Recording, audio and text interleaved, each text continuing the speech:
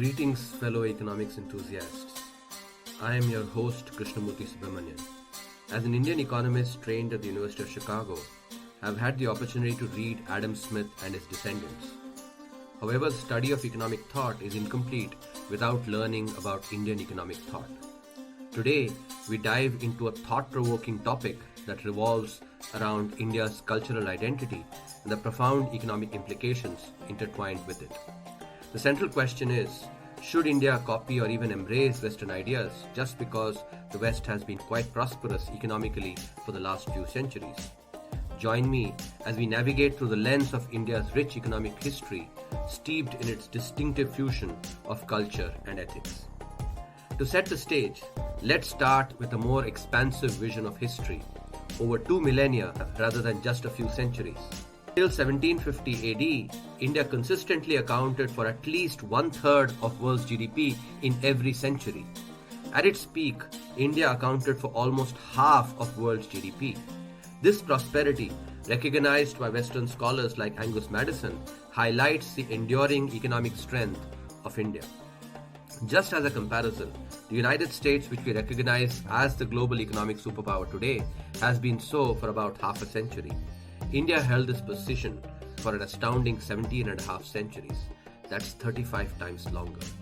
This kind of prosperity manifested because economics and ethics share a profound connection in India's DNA. The four noble purusharthas, dharma, arth, kam, moksha, weave a tapestry ensuring the fulfillment of Maslow's hierarchy of needs.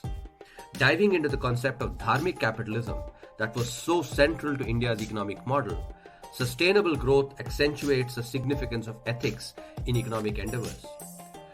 Saint Thiruvalluvar's Thirukkural, a timeless literary gem in the south of India, encapsulates the ethos that wealth should be acquired with capability and without causing harm. This stands in stark contrast to the Western notion of greed is good that led to events like the global financial crisis and the Indian banking crisis.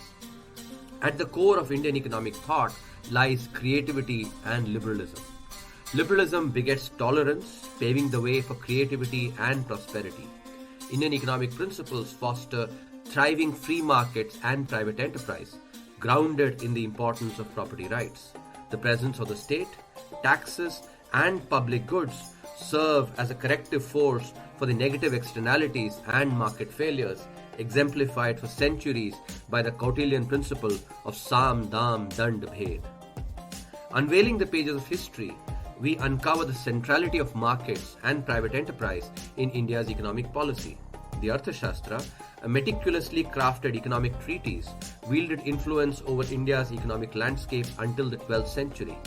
Ancient India's prosperity stemmed partly from a robust infrastructure akin to modern highways, with two major highways, the Uttarapadha and the Dakshinapadha, connecting various trading centers and fostering trade undertaken by private entrepreneurs.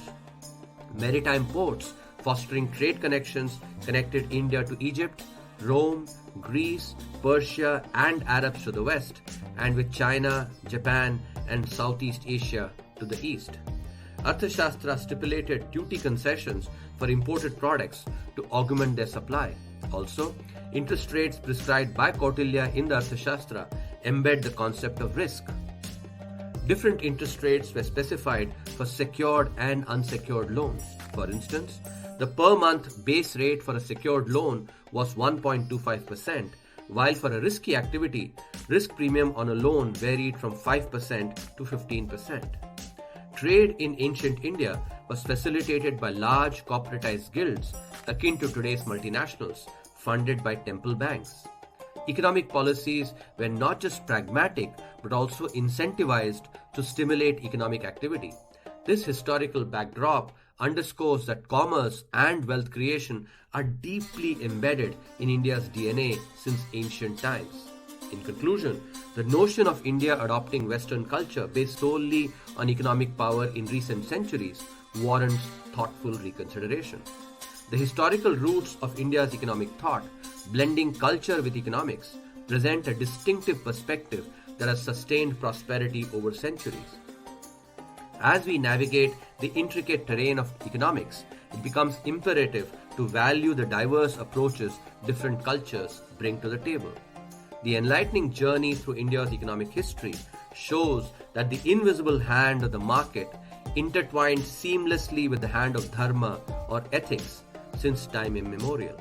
This combination led to unparalleled prosperity in India till the 17th century, and the return to our economic DNA will be the beacon guiding India at 100.